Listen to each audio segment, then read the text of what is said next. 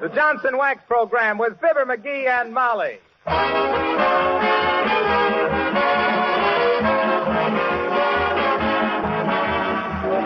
The makers of Johnson's Wax and Johnson's Self-Polishing Glow Coat present Fibber, McGee, and Molly, written by Don Quinn, with music by the King's Men and Billy Mills Orchestra. The show opens with Keep an Eye on Your Heart.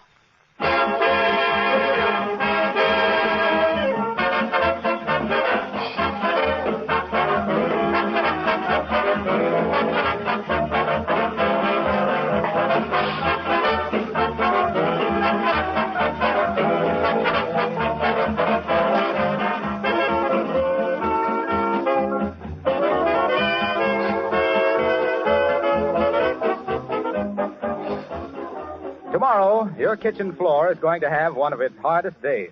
Does that worry you? Well, not if the linoleum is protected with Johnson's Self-Polishing Glow Coat. Then, no matter how many feet go scuffing and scraping across the floor, the linoleum itself is safe, unharmed. Also, if you should spill anything on the floor, a damp cloth quickly wipes it up. Not only that, but linoleum that is kept shining with Glow Coat is as bright and colorful as the day it was first put down. And everybody knows that it's easier to work in a cheerful kitchen than in a dull one. Johnson's Glow Coat, as you know, is self-polishing, which means it needs no rubbing or buffing, practically no work from you.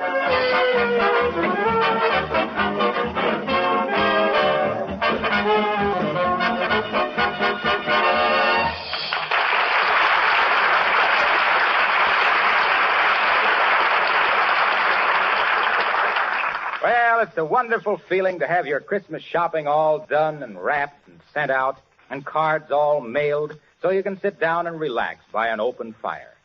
Ah, peace. It's wonderful. And here at 79 Wistful Vista, settling down to wallow in that wonderful feeling, we find Fibber, McGee, and Molly.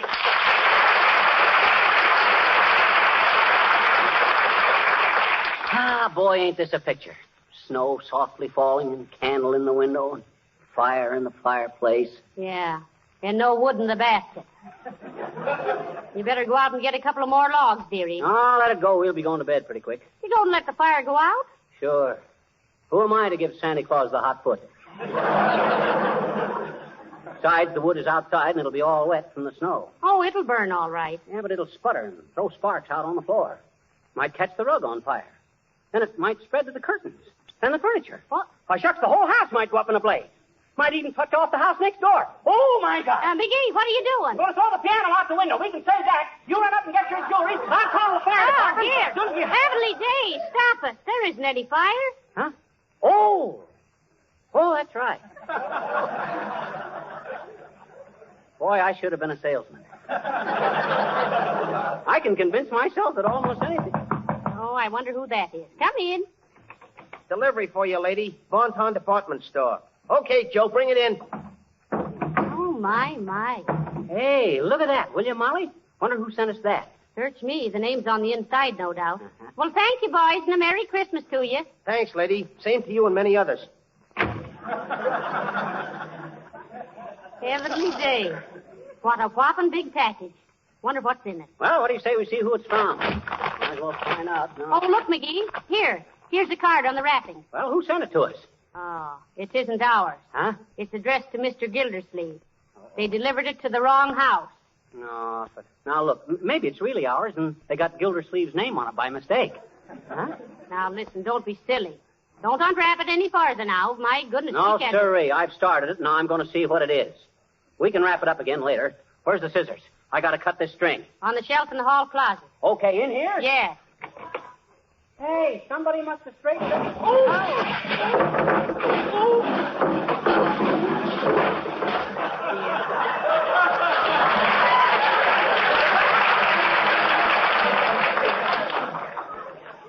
Gotta straighten up that closet one of these days. Well, never mind that now. Bring the scissors and cut the string, if you must. And I don't think we should. But if we have to, hurry up. I want to see what's in it. Oh, for goodness sake. Look, McGee. A combination radio and phonograph. And beautiful, too. Some stranger must think pretty highly of Gildersleeve. How do you know it's a stranger? Must be if he thinks highly of Gildersleeve. Oh, look, it's got an automatic record changer. Plays 8 records in succession. Oh. Let's try it. You ought to try that one again. Let's Now, try McGee, it. Huh? Let's try it. Oh,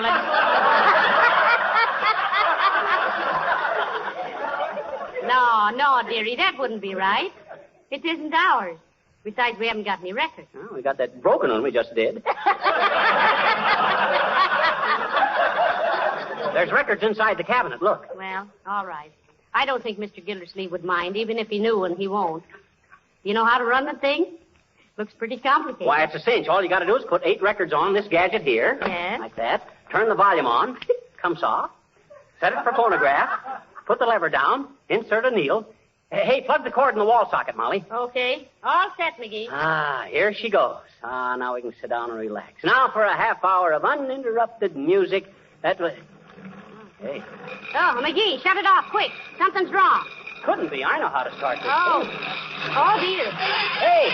Oh. Hey. Duck, McGee, duck. It's throwing the records at me. Hey, reach in and shut it off. I don't know how. Shut it off yourself. It ain't mad at you. It's mad at me. Oh, dear. Oh, Hey. Oh, my gosh. Listen, I'll sneak along the floor and pull the plug out. Okay. Don't let it see us. Oh.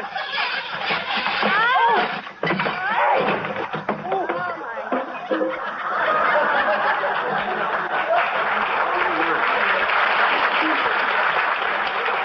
70 days. The whole thing fell apart. Look at that pile of junk. We'll never get that put back together. What are we going to do? Oh, boy. We'll never be able to explain to Mr. Gildersleeve what... Uh-oh. That's him now. Molly, don't answer the door. What'll we do? Oh, McGee! Molly, there's only one thing to do. We got to get him a duplicate phonograph. But where? Same place this one came from. At the Bonton. Come on. Come on, we'll go out the back door. No, wait till I get my hat. Where's my hat? In the hall closet. I'll go bareheaded. Let's go.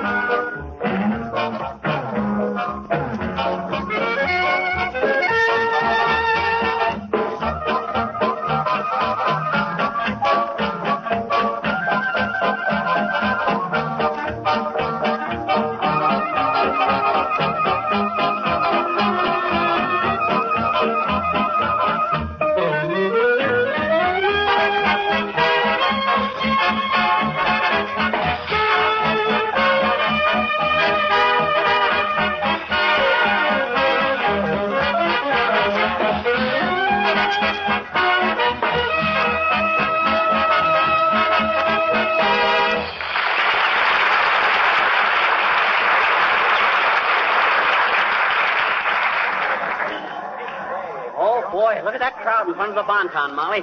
We'll never be able to fight our way through that revolving door. Well, we've got to try it, McGee. Huh? It's our duty. Kiss me and let's go. Goodbye, Molly. And if I don't see you again inside, well, you've been a good wife, and I'm glad to have knew you. Thank you, dearie. And remember, Huh? whichever of us fights his way through, he must carry on.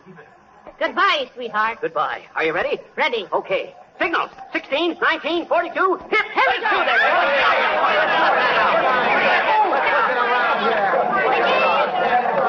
McGee, where are you? Over here, Molly. Oh, thank goodness you made it. Well, now that we're in, where do we go? Search me. Maybe we better ask for a floor walker. Hey, floor walker? Yes, sir. Will you please tell us where we can buy a phonograph? Why, certainly, madam. You'll find the phonograph. I think they're located in that department.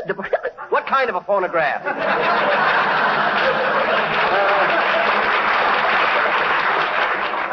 combination phonograph and radio, Bud. Oh, I think I know exactly. Let's see, 3 aisles over in the home for. Gosh, I hope you'll excuse me, folks. I seem to have the hiccup. The hiccup? Exactly.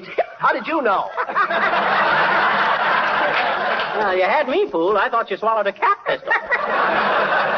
3 aisles over, eh? Well, much obliged, Bud. Oh, not at all, sir. Just ask for the manager of that department.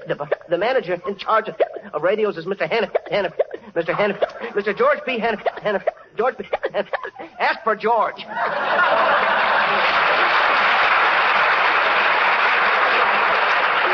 Fine floor walker. Say, incidentally, McGee, have you thought of the cost of this outfit we're getting? Yeah, but we got to do it anyway, Molly. We can arrange it on the budget plan. Budget plan? Yeah, you know, a life membership in the We Bit Off More Than We Could Chew club. Hey, Fibber, Molly. Who's that? Sounds like Wilcox. I'd know that voice anytime. Oh, there he is. Hi, Harlow. Hello, folks. Doing a little last-minute shopping? Yes, we are. What have you got there, Mr. Wilcox? Oh, this? Well, it's a Christmas present from the sponsor. I'm taking it up to get it framed. Framed? What is it? Well, now, that's a silly question, McGee. It must be a picture. Oh, not necessarily. I'd like to frame Uncle Dennis, and he's no picture. Oh, but this is a honey. Here, let me show you.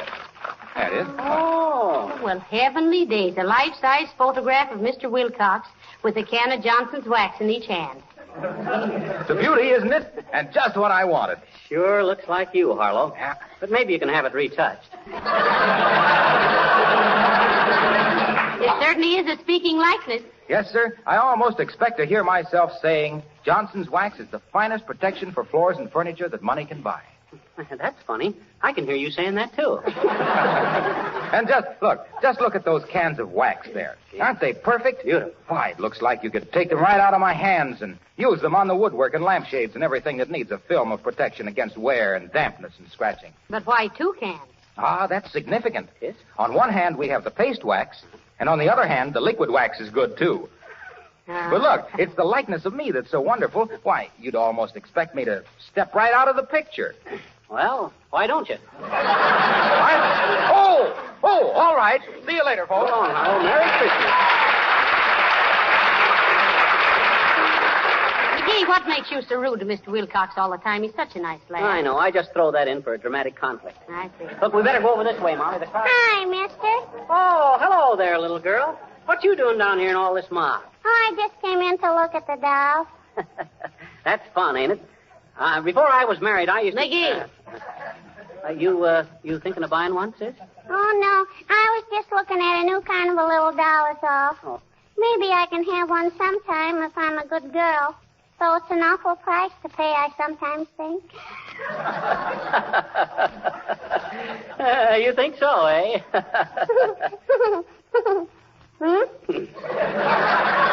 Well, we got to be on our way, sis. It's nice to have seen you, and a Merry Christmas to you. And the same to you, Mr. McGee, and you too, Mrs. McGee. Gee, it's been nice seeing you. You're such nice people. We are? Sure you are, I betcha. You're always so nice to little girls like me. Oh, well, shucks, sis. You know, when I was looking at that new kind of a little dolly, I said to myself, Sis, I said, I bet you if Mr. McGee was here and saw that this doll was $2.95 and I only had $2, I bet you he'd buy it for me. Just like, gee, I wish I could snap my fingers. What's so special about this particular doll, sis? Oh, gee, it holds things in its hands. On account, it's got electric magnetism. Tism. His too. Huh? I'll let it go. I'll have to, I guess. I only got $2. But, gee, I shouldn't be telling you my troubles, mister. You're so big and important, you probably got your own troubles, I bet you. Well, goodbye now. Oh, hey, wait a minute, sis. Wait a minute. Here. Here's extra buck. Now you go get that doll. Oh, mister, thanks ever so much. This is wonderful. It's just these little things that restore a woman's faith in human nature. Yeah, I never expected you to do a thing like this. You didn't, eh? No, I didn't have you pegged for more than 2 bits.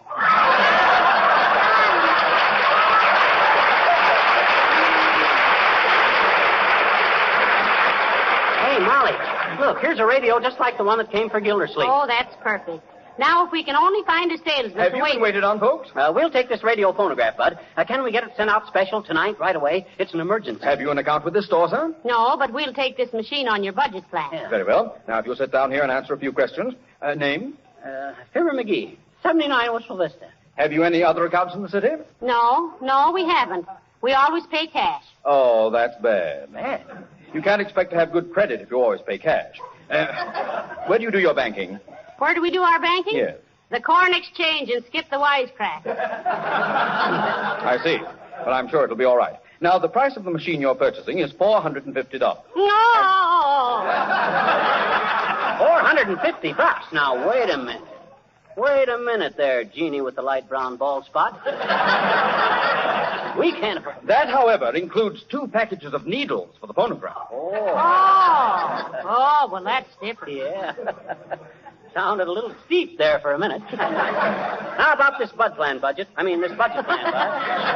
Oh, that. Well, we prorate the $450, plus sales tax, of course, over a period of, say, 18 months. Right. Let me see. With carrying charges, 12% financing and another 14% to demurrage, 5% to cabbage. Cabbage? Yes, when we repossess it, we always take a cab. Oh. Now,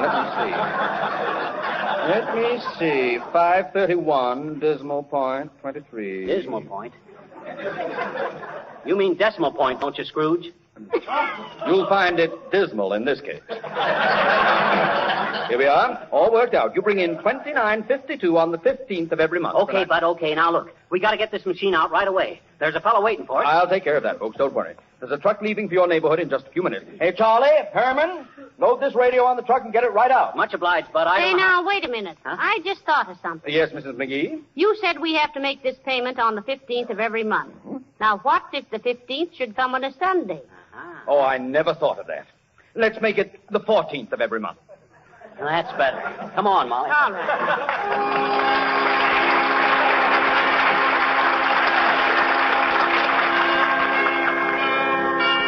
The King's Men, in the spirit of Christmas, sing Home Sweet Home. Mid pleasures and palaces, although we may roam, be it ever so humble, there's no place like home.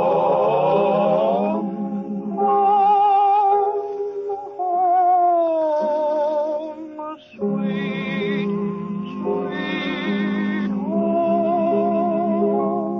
There's no place like home. There's no place like home. I pray that I may see my home again once more. The cottage that I loved with its friendly open door. The birds singing gaily that came at my call. To be again with mother, the dearest of all. Home, home, sweet, sweet home. There's no place like home. There's no place like home.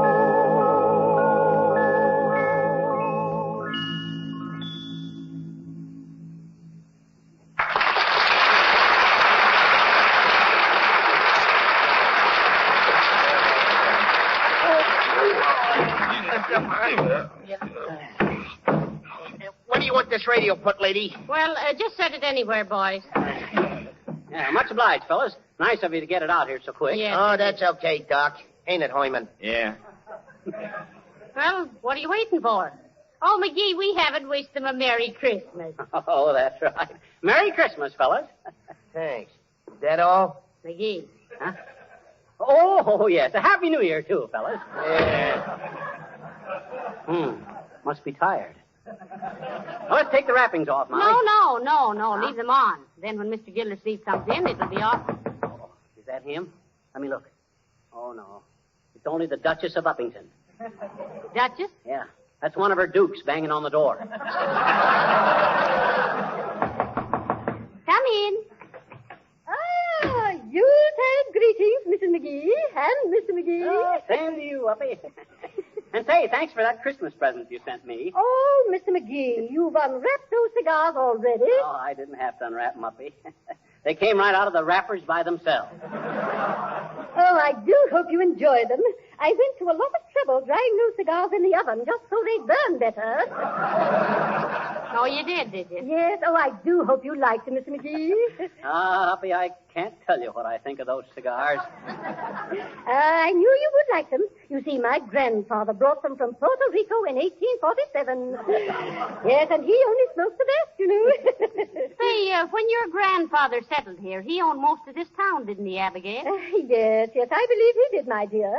Most of the land was acquired by Croucher's rights, I believe. Don't you mean squatters' rights? Well, yes, Mr. McGee, but Crouch seems so much more refined than Squat.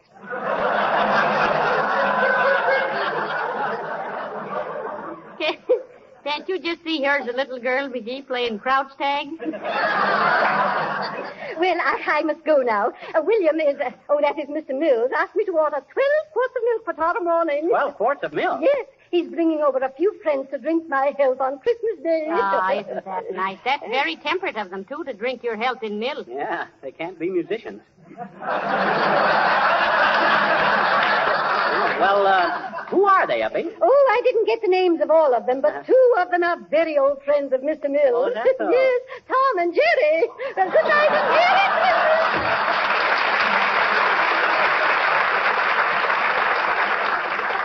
Christmas. You know, McGee, she's a very good-hearted woman at heart. Yeah, I know. I heard the only reason she's so lightheaded is her father was a feather merchant down in Kentucky. He was. Yeah. He was weighed down upon the Swanee River. Oh. Don't you get it, Molly? I says he was a feather merchant and weighed down upon the... Ain't funny, McGee. See? I was kind of tickled by that feather merchant myself. Oh, well, what's the... Come in. Oh, there, folks. Say, did the Bonton department store leave a package here for me? Aha, there it is. Yeah, it just come a few moments ago, Gildersleeve. Good thing it didn't come before, too, because we were out. Well, I'm certainly glad it finally got here. You see, I told the Bonton if I wasn't at home to bring it over here, McGee. I don't suppose you ever stopped to think, Gildersleeve, that we might not care to have your Christmas junk all over our living room. Now, McGee, for goodness sake. Well, I don't care. Next time he expects a ton of merchandise, let him stay home and get it. Now, look here, McGee. I won't look here. All year long, I've took your petty little annoyances, Gildersleeve. You'd think at least on Christmas you'd leave us in peace. Now take your dad-ratted package and go on home. You're a hard man, McGee. But I'll go. But let me wish you a Merry Christmas. Both of you. Well, thank you, Mr. Gildersleeve. The same to you. And don't forget your package. Well, it isn't mine. Oh, no? Well, whose is it? It's yours, McGee. I was giving you that for Christmas.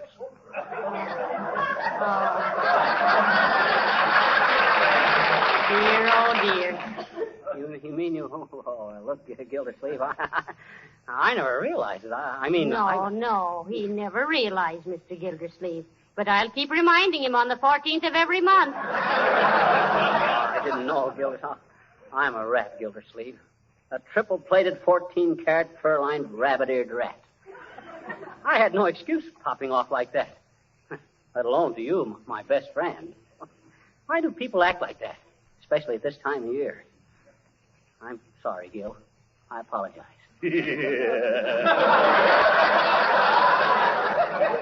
Oh, that's all right, McGee. No hard feelings. Why don't you unwrap it and see what it is? I wonder what it could be.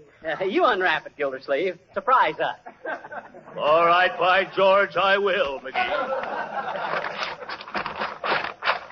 You can open your eyes now, McGee. Look. Say, a combination radio and phonograph. Gee, that's wonderful, Gildersleeve. Thanks a million. Isn't it wonderful? I thought you'd like it, folks. Yeah. I've got one just like it myself. Yeah? Wonderful machines. Plays 8 records in succession. Not really. Well, what do you know? Here, let me show you. All you have to do is put the records on here. Yeah. Yeah. I turn on the volume. Be sure the needle is tight. Now watch this closely, dearie. Yeah. You turn it on here and relax for a half hour of lovely music. My goodness, what's that? Oh. Look out, Mr. Gildersleeve. Come on under the table with us, Gildersleeve. What's the idea? Oh!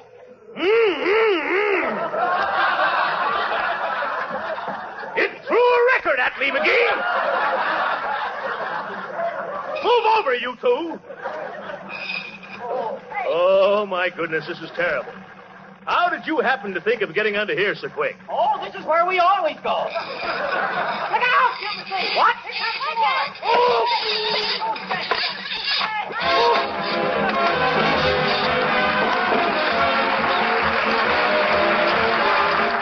Many of you this evening have interrupted your Christmas Eve activities to listen to Fibber, McGee, and Molly. Perhaps you've just enjoyed a holiday feast spread out on a gleaming wax-polished tabletop. Or perhaps you're in the midst of that most pleasant of all Christmas duties, wrapping your gifts and placing them under the tree on the wax-protected living room floor. Before Fibber and Molly return, may I say just a word for our sponsors, the makers of Johnson's Wax and Johnson's Self-Polishing Glow Coat. I'd like to express their appreciation for your loyalty during the past year, both to their products and to this program. And to wish you one and all a very Merry Christmas.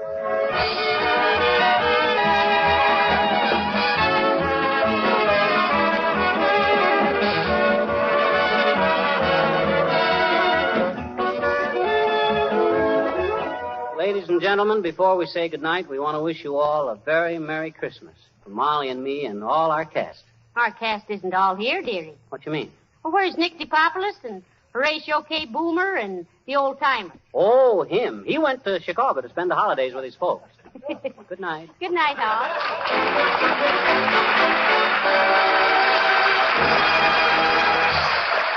This is Harlow Wilcox, speaking for the makers of Johnson's Wax and Johnson's Self-Polishing Glow Coat, inviting you to be with us again next Tuesday night. Good night.